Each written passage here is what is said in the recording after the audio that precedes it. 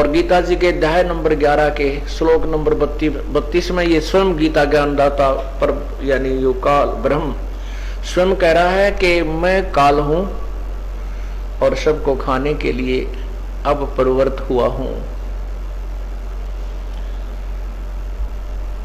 तो ये काल हमें यहां रोके हुए है। इस काल के जाल से हमने निकलना है, तब हम पूर्ण सुखी होंगे। अपने भगवान के घर चले जाएंगे, अपने पिता के पास जाएंगे। वहां जाने के बाद हम ना कभी मरेंगे, ना कोई कष्ट होगा, ना कोई टेंशन रहेगी, ना कोई हारी बीमारी रहेगी, और वहां कोई राग द्वेष नहीं है, आपस में झगड़ा नहीं है। पुण्यात्माओं, ये जो सतलोक आश्रम है करौथा और बरवाला, ये मिनी सतलोक की रिहर्सल समझ लेना। यहां आने के बाद आपको कोई चिंता नहीं रहती। बड़ा बनाया भोजन मिले, बिछे बिछाए टाट मैट मिले, नान दौड़ने परमात्मा ने कृपा कर रखी अपने बच्चों के लिए। तो ये यहां आपको कोई चिंता नहीं, यहां आकर कोई द्वेष राग नहीं आपस में, क्योंकि एक जैसा खाना है, एक जैसा बैठने और उठने का स्थान है। क्योंकि वहां पर बात बिगड़ती है जहां भेदभाव और ऊंच नीच का व्यवस्था होती है। इसी प्रकार जब हम सतलोक चले जाएंगे, वहां परमात्मा के बड़े भंडारे हैं। वहां कोई काम नहीं है, परमात्मा का नाम लेना, उसकी भक्ति, उसको याद रखना और बने बनाए आहार, और खा के अपना चादर तान के सो जाना। कोई कष्ट नहीं, कोई दुख नहीं, आपस में राग द्वेष नहीं। हम उस लोक को छोड़कर यहां कितने जबरदस्त भयंकर लोक में आ गए। यहां आप देखते हो हाहाकार मची हुई, आग लगी पड़ी है। आपस में गांव में देख ले, कितने गली पर झगड़ा, कितने बटोड़े पर झगड़ा, कहीं थोड़ी बहुत खेत की सीमा पर झगड़ा, गली में पानी गिर दिया तो गालम गाला। और आपस में घर के घर में देख ले, 24 घंटे हमें जला पीस रखा है, हमें जो है आपस में इतना परेशान कर रखा काल भगवान ने कि हम यहाँ चैन से भी नहीं रह सकते।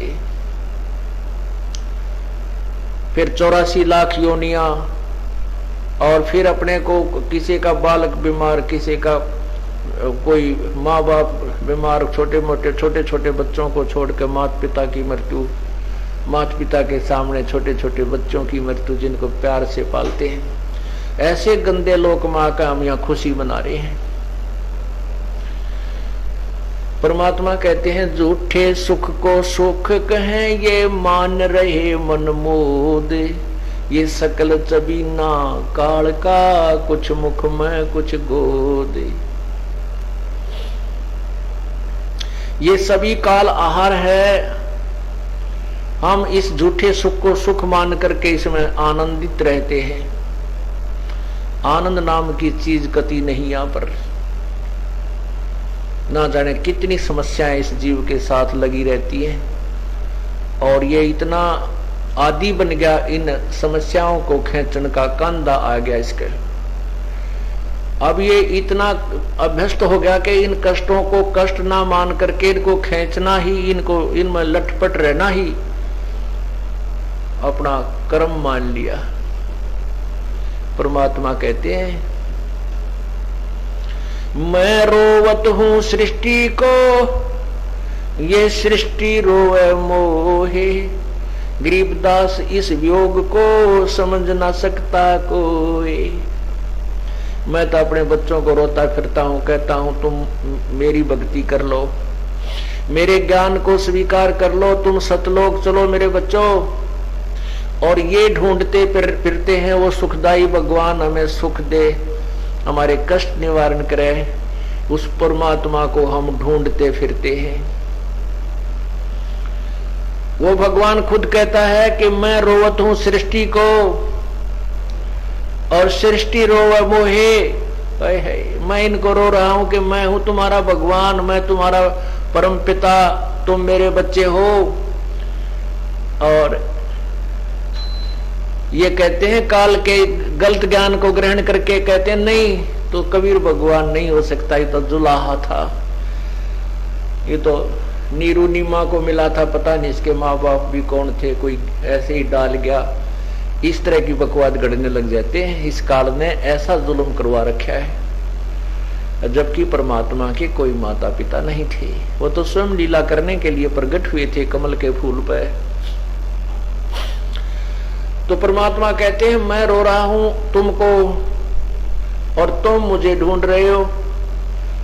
गरीब दास इस वियोग को समझ न सकता कोई, हमारे इस वियोग को, हम जब से आपस में बिछड़े हैं इसको तुम नहीं समझ पा रहे।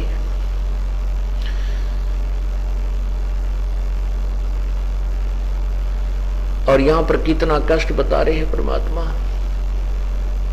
बेटा जाया खुशी हुई भाई खूब बजाए थाड़, ये तो आवन जावन लगा हुआ है ज्यों कीड़ी का नाल। आपने कीड़ी चींटी का नाल, चींटी नाल देखा होगा कभी, इधर कोई हजारों लाखों की संख्या में चींटी इधर भाग रही है, लाखों की संख्या में इधर भाग रही है। ऐसे ही लाखों की संख्या में ये प्राणी मृत्यु को प्राप्त होकर ऊपर को जा रहे हैं, लाखों की संख्या में वापस मां के गर्भ में आ रहे हैं। कहते हैं बेटा जाया खुशी हुई भाई खूब बजाए थाल, ये तो आवन जावन लगा हुआ है ज्यों कीड़ी का नाल।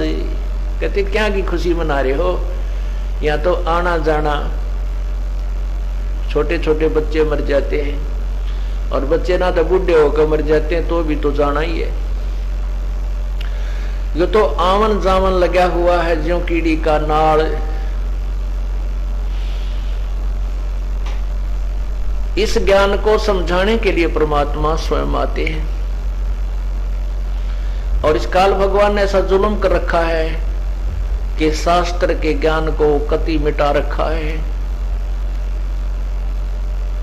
और दंत कथा के ऊपर पूरे समाज को आधारित कर रखा है, मनुष्य समाज को।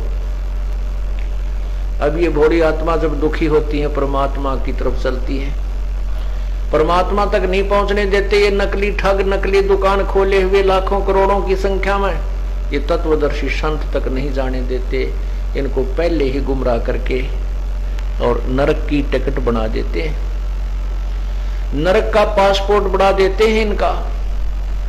तब परमात्मा आते हैं और बहुत संघर्ष करके इस काल के जाल को तोड़ते हैं, समझाते हैं।